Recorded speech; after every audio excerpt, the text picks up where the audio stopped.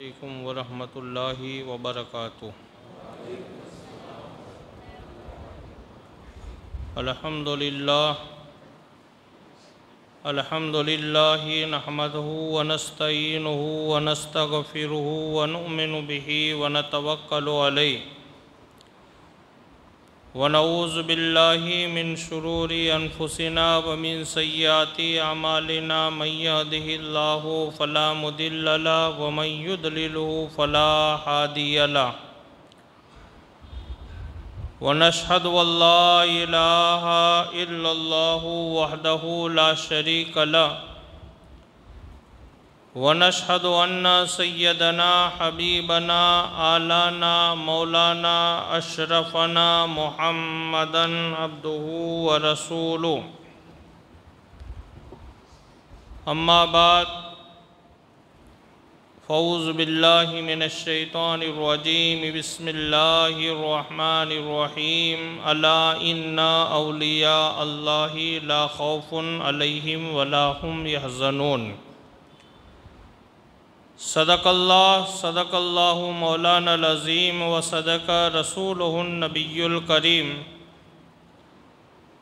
ونحن علی ذالک لمن الشاہدین والشاکرین والحمد للہ رب العالمین۔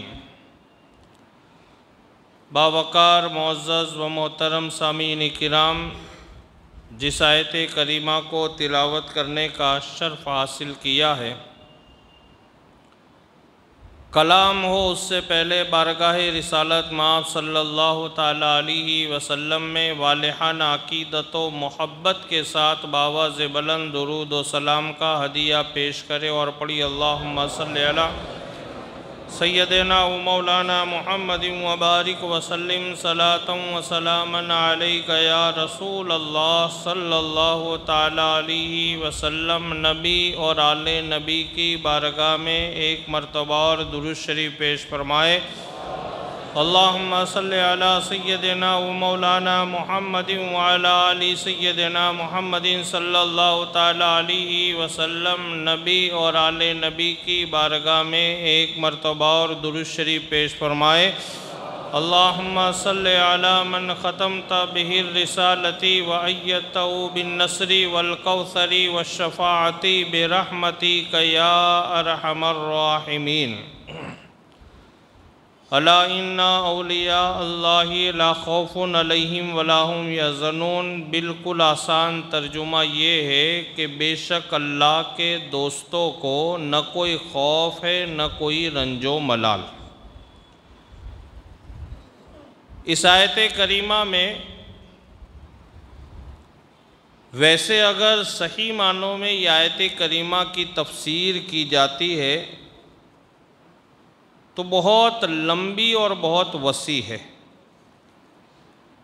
لیکن اگر وہی تفسیر کو سمیٹ کر کے اس کا خلاصہ ہم اور آپ اگر سمجھنے کی کوشش کرتے ہیں تو اس کا خلاصہ یہ ہوتا ہے کہ جو بندے دنیا میں اللہ کی رضا کے لیے دنیا کی لذتوں کو چھوڑ دیتے ہیں، انہیں وہ لذتیں چھوڑنے کا کوئی غم نہیں ہے، کیونکہ لذتیں کبھی کبھی حرام چیزوں میں بھی ہوتی ہیں، لیکن ایک ایمان والے کو اس کا تقوی، اس کی پرہیزگاری یہاں تک لے جاتی ہے کہ آپ لذت نہ دیکھیں، آپ یہ دیکھیں کہ اللہ اور اس کے رسول نے اس چیز کو حلال کہا ہے یا نہیں کہا ہے۔ تو جتنے بھی اولیاء کاملین آتے ہیں اور آتے رہیں گے، ہر ولی کا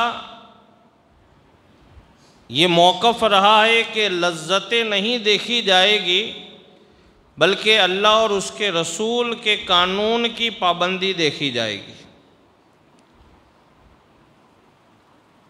آپ یہ نہیں دیکھیں کہ اس میں ہمارے لیے فائدہ ہے، اس میں ہمارے لیے لذتیں، اس میں ہمارے لیے کامیابی، آپ یہ نہیں دیکھیں کسی بھی چیز کو لینے سے پہلے، دینے سے پہلے، کھانے سے پہلے، کھلانے سے پہلے، پینے سے پہلے، پلانے سے پہلے یہ آپ دیکھ لیں کہ اللہ اور اس کے رسول نے اس چیز کو ہمیں اجازت دی ہے یا نہیں دی۔ اس میں آپ کسی طریقے کا کوئی زاویہ یا کوئی حاشیہ یہ تلاش نہ کرے کہ ایسا ہو سکتا ہے، یہ ہو سکتا ہے، وہ ہو سکتا ہے، نہیں، اللہ اور اس کے رسول نے ہمیں کہاں تک چھوٹ دی ہے آپ وہ دیکھیں۔ کوئی چیز ایسی ہے جو ہمیں پسند آئی ہے، لیکن اگر آپ کو اللہ اور اس کے رسول نے منع کیا ہے تو آپ کے لیے وہ چیز میں بھلائی نہیں ہے۔ اور یہ تو قرآن میں اللہ نے فرمایا کہ بہت ساری چیزیں ایسی ہوگی جو تمہیں اچھی لگے گی لیکن وہ تمہارے لیے بری ہے، اور بہت ساری چیزیں ایسی ہیں جو تمہارے لیے بری ہے، تمہیں ایسا لگے گا اس میں تکلیف ہے، پریشانی ہے، مشقت ہے، لیکن اللہ نے اس میں تمہارے لیے راحتیں رکھی ہیں۔ یہ قرآن میں اللہ نے فرمایا، قرآن پاک کی آیت کریمہ کا یہ ترجمہ ہے۔ تو جتنے بھی اولیاء کاملین آئے انہوں نے دنیا کی لذتوں کو چھوڑا اللہ کی رضا کے لیے، اور انہیں وہ چھوڑنے کا کوئی غم نہیں ہے۔ جیسے ہم اور آپ ہوتے، کوئی لذت والی چیز ہمیں نہیں ملتی تو ہم افسوس کرتے، یار میں جاتا تو مجھے مل جاتا، یا میں یہ کرتا تو یہ ہو جاتا، لیکن اللہ والوں کی جماعت میں یہ نہیں ہے، بلکہ وہ یہ دیکھتے ہیں کہ میرے کس عمل سے میرا خدا راضی ہوتا ہے۔ تو فرمایا الا ان اولیاء اللہ لا خوف علیہم ولا هم یحزنون، دنیا کی لذتوں کے چھوڑنے کا انہیں کوئی غم نہیں ہے، اور وہ چھوڑنے کی وجہ سے اللہ نے انہیں ہر پریشانی، تکلیف، مصیبت سے بے خوف کر دیا ہے۔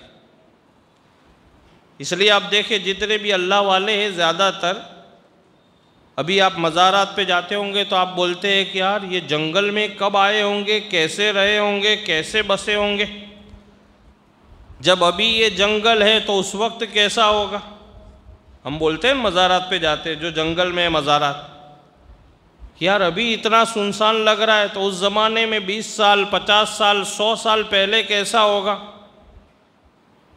لیکن آپ ایک بات ذہن نشی کر لے آیت کریمہ کے تحت کہ جب بندے کے دل میں اللہ کا خوف ہوتا ہے تو پھر اسے دنیا کی کسی چیز سے ڈر نہیں لگتا ہے، لیکن شرط یہ ہے کہ خوف خدا ہمارے دل و دماغ میں ہونا چاہیے۔ اچھا، دوسری بات، یہ اللہ والوں سے، یہ تو اللہ والوں کی شان ہے کہ لا خوف علیہم ولا هم یحزنون، یہ ان کی شان ہے، لیکن مفسرین اعظام فرماتے ہیں جو ان اللہ والوں سے قریب ہو جاتے ہیں، جو ان کا دامن پکڑتے ہیں، اور دامن پکڑنے سے وہ نعرے والا دامن نہیں، عمل والا دامن۔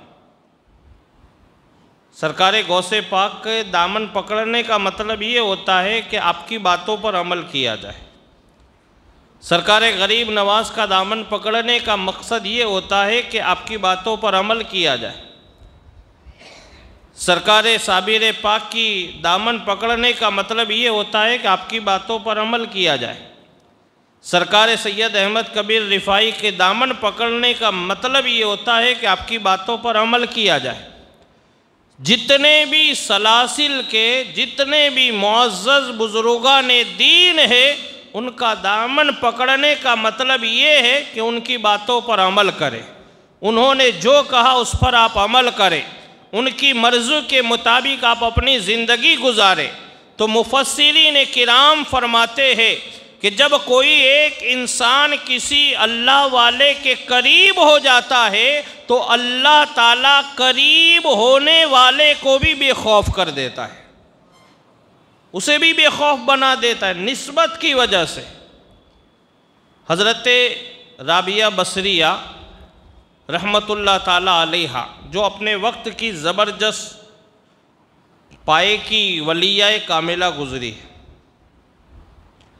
حضرت رابعہ بصریہ بکریوں کو پالا کرتی تھی.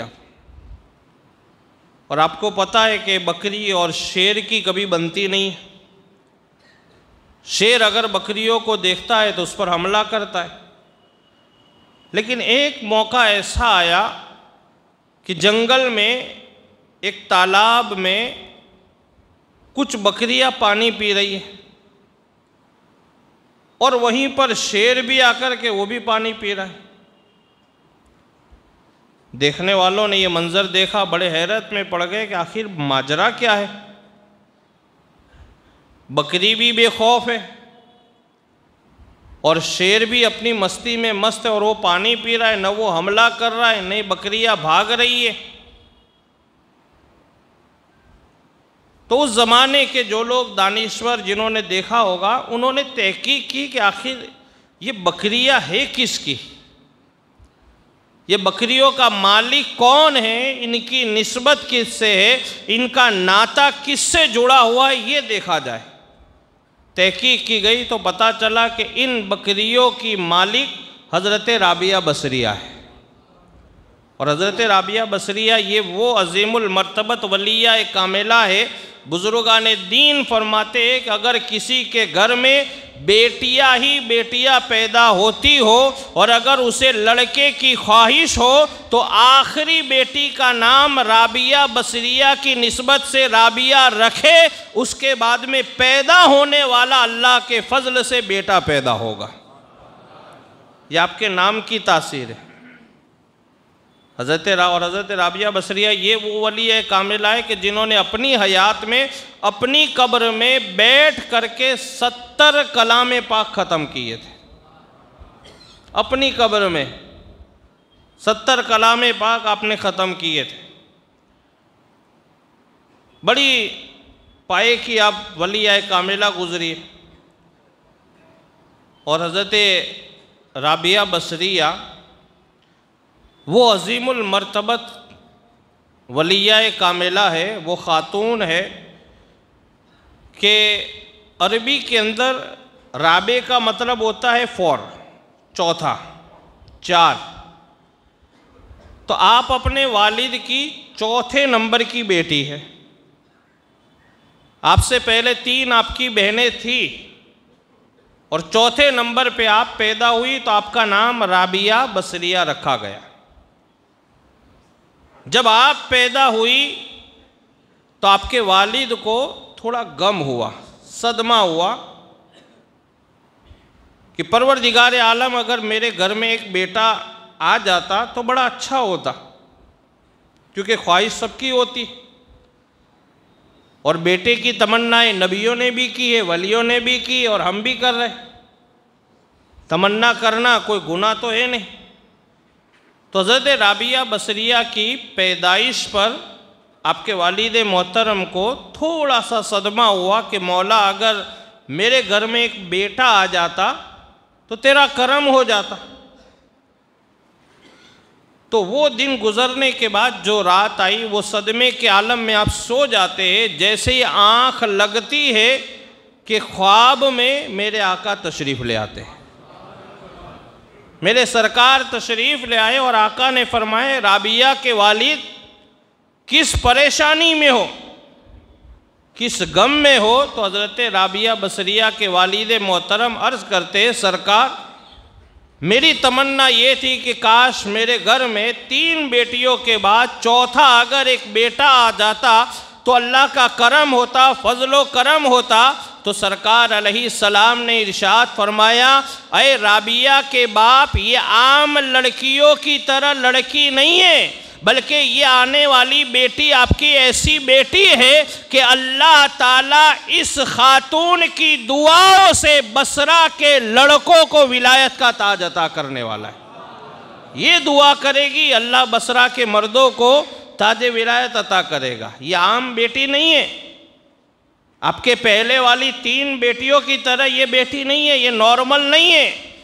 بلکہ اللہ نے اسے ولایت کا تاج عطا فرمایا، اور وہ بھی ایسا تاج کہ یہ صرف ولی نہیں ہے، ولی گھر بھی ہے۔ یہ جس کے لیے دعا کرے گی اللہ اسے ولایت عطا فرما دے گا۔ تو یہ عام نہیں ہے۔ تو یہ رابعہ بصریہ کے والد آپ فکر نہ کریں، رابعہ کی پیدائش پہ آپ کو غمگین ہونے کی ضرورت نہیں ہے۔ اللہ ان کی دعاؤں سے بصرہ کے بہت سارے مردوں کو ولایت عطا کرے گا، اور اس لیے بصرہ میں اولیاء کاملین بہت زیادہ تشریف لائے۔ اب حضرت دیکھیے اللہ کے نبی نے فرمایا، سرکار نے فرمایا، اور سرکار کی بات کبھی غلط ہوتی نہیں ہے قول محمد قول خدا، فرمان نہ بدلا جائے گا، بدلے گا زمانہ لاکھ مگر قرآن نہ بدلا جائے گا۔ حضرت رابعہ بصریہ جب سرکار علیہ السلام نے خواب میں آ کر کے بشارت دی تو چند دنوں کے بعد حضرت رابعہ اچھا بڑی خوبصورت تھی آپ، اور ظاہری بات ہے جو اللہ کی ولیہ ہوگی تو وہ تو حسین و جمیل ہوں گے۔ تو چند دنوں کے بعد آپ کے والد کے پاس ایک عورت آتی ہے، اور اس نے آ کر کے کہا کہ حضور میں یہ چاہتی ہوں آپ رابعہ کو مجھے دے دے، میں ان کی پرورش کروں گی، اور انہیں بڑا کرنے کے بعد پھر میں واپس آپ کو سونپ دوں گی۔ تو حضرت رابعہ کے والد محترم نے کہا کہ ٹھیک ہے، اگر آپ پرورش کے لیے لے جانا چاہتی ہو تو لے جاؤ۔ وہ عورت لے گئی۔ اچھا وہ عورت لے جانے کے بعد اس کی نیت غلط تھی۔ وہ عورت حقیقت میں زنا کا کاروبار چلاتی تھی، جسم فروشی کا بازار چلاتی تھی۔ نوجوان آتے تھے، پیسہ دیتے تھے، کاریں حرام کرتے تھے، اپنی خواہش پوری کرتے تھے، لذتیں لیتے تھے اور چلے جاتے تھے۔ اس عورت نے دیکھا کہ رابعہ پورے بصرہ میں حسین و جمیل عورت ہے، لاؤ اسے لیا جائے، پرورش کر کے بڑا کیا جائے، کاروبار بڑا اہم چلے گا، بہت اچھا چلے گا۔ حضرت رابعہ بصریہ جب جوان ہوئی تو اس عورت نے کہا کہ دیکھو میں نے تمہیں پالا اس لیے ہے کہ میں تم سے اپنا کاروبار کرواؤں۔ اب وہ تو اسے پتہ نہیں تھا کہ یہ خاتون کون ہے، اس نے صرف اتنا دیکھا کہ یہ رابعہ بصریہ ہے۔ اس نے آپ کی ذات کو، آپ کے مرتبے کو، آپ کی فضیلت کو، آپ کے مقام کو، آپ کے رتبے کو، آپ کی شان کو، آپ کی چہل کو، آپ کی پہل کو، آپ کے مقام کو سمجھا نہیں ہے۔ اس نے صرف اتنا دیکھا کہ ایک رابعہ ہے، ایک عام خاتون ہے۔ تو اس نے کہا کہ دیکھو میں نے تمہیں اپنے کاروبار کے لیے لیا ہے، تم بڑی حسین و جمیل ہو، میرا کاروبار تمہاری وجہ سے بہت اچھے سے چلے گا۔ حضرت رابعہ بصریہ نے کہا کہ ٹھیک ہے، رات ہونے دو۔ جیسے ہی رات آئی حضرت رابعہ بصریہ نے کہا ٹھیک ہے، ایک ایک مرد کو اندر آنے دو۔ حضرت رابعہ بصریہ پہلی رات ہے اور ایک مرد آتا ہے۔ حضرت رابعہ بصریہ کے چہرے کو دیکھنے کے بعد وہ آپ پر فدا ہوتا تھا۔ تو حضرت رابعہ بصریہ کہتی ہے رک جاؤ، پہلے میں کہوں اس کے مطابق کرو، پہلے رب کے حضور تم اپنے آپ کو جھکاؤ، پھر میں تمہارے سامنے جھکنے کو تیار ہو۔ پہلا نوجوان آتا ہے، حضرت رابعہ بصریہ کے کہنے کے مطابق وہ اپنے سر کو رب کی بارگاہ میں جھکا تھا۔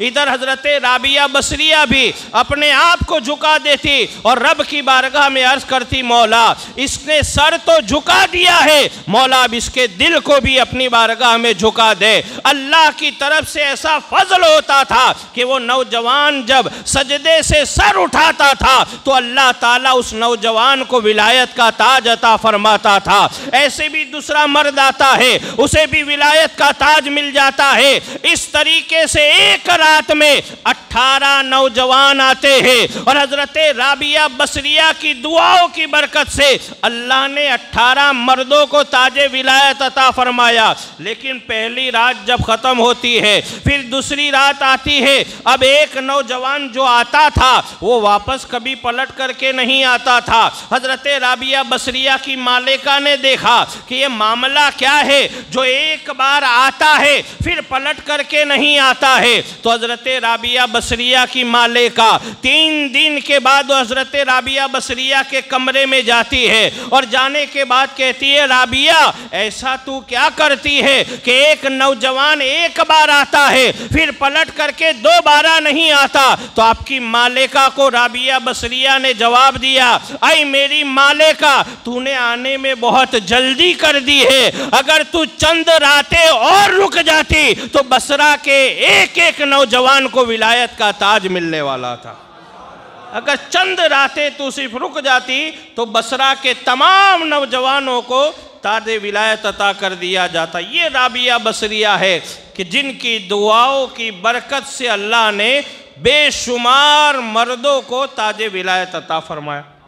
اب بکریاں پانی پی رہی ہے، وہیں پر شیر بھی پانی پی رہا ہے۔ لوگوں نے دیکھا کہ یار یہ بکریوں کا معاملہ کیا ہے، سمجھ میں نہیں آ رہا ہے۔ تو لوگوں نے معلوم کیا تو پتہ چلا کہ ان بکریوں کی مالکہ کا نام حضرت رابعہ بصریہ ہے۔ تو کہا کہ لاؤ حضرت رابعہ بصریہ سے پوچھا جائے کہ آخر آپ کی بکریوں نے شیروں سے دوستی کب سے کر لی ہے؟ ہم نے تو آج تک جو پڑھا ہے سنا ہے وہ یہ ہے کہ جیسے ہی شیر کی گھرراہٹ کو بکریاں سنتی ہے بھاگ جاتی ہے، دیکھنا تو بہت دور کی بات ہے۔ لیکن رابعہ بصریہ ہم نے ایک عجیب منظر دیکھا، جہاں پر بکریاں پانی پی رہے وہیں پر شیر بھی پانی پی رہا ہے۔ لوگ حضرت رابعہ بصریہ کے پاس آئے اور آنے کے بعد پوچھا کہ رابعہ بصریہ بتاؤ آخر بات کیا ہے، آپ کے شیروں نے، آپ کی بکریوں نے شیروں سے دوستی کب سے کر لی ہے؟ تو حضرت رابعہ بصریہ نے جواب دیا، جب سے رابعہ نے خدا سے دوستی کر لی ہے میری بکریوں نے شیروں سے دوستی کر لی ہے۔ جب میں نے خدا سے دوستی کر لی تو اللہ نے مجھے بے خوف بنا دیا، اور جب بکریوں نے مجھ سے دوستی کر لی تو اللہ نے میری بکریوں کو بھی بے خوف بنا دیا۔ نگاہ ولی میں وہ تاثیر دیکھی، بدلتی ہزاروں کی تقدیر دیکھی۔ اللہ سے دعا ہے کہ اللہ رب العزت مجھے اور آپ تمامی حضرات کو اولیاء کاملین کے فیضان و کرم سے مالا مال فرمائے۔ اشہد واللہ الہ الا اللہ وحدہ لا شریک لہ واشہد ان محمدًا عبدہ ورسولہ۔ استغفر اللہ استغفر اللہ استغفر اللہ ربی من کل ذنب واتوب الیہ وما علینا الا البلاغ۔